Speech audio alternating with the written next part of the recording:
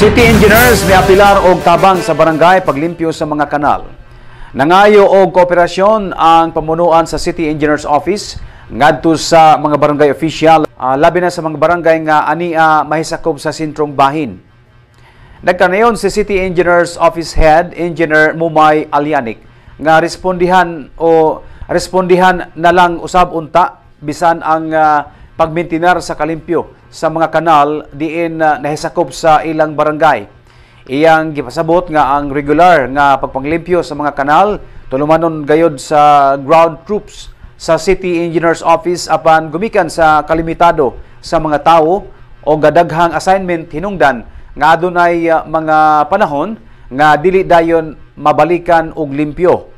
Gibati og kabalaka si Engineer Momay Alyanik sa kahimtang sa mga kanal sa rason nga adunay mga bahin nga himuong breeding area sa mga lamok nga carrier og dengue virus og uban pang mga insekto nga nagdala og mananakod nga kagaw.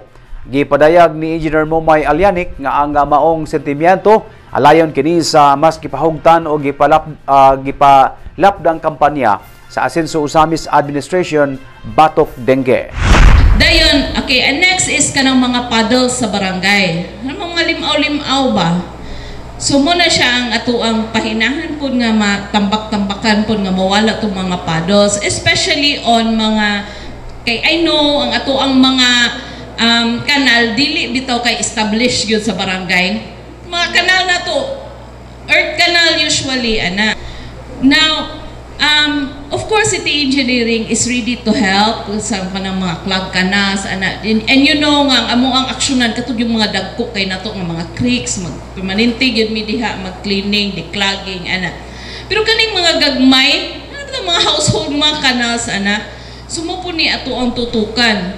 Mungkin na siya gituwag pahinag yun. Kuhag pala, tabang kita o pala yun, ana, nga maka-flow ang water. Kaya sa City Engineering lang tanan perti mong daghana. Dili gyud ada mo maapas tagsa-tagsa. Sus like 50th, Aguada, San Roque. Na perting daghana gyud kaayo, dili na namo kaya. One TV Patrol.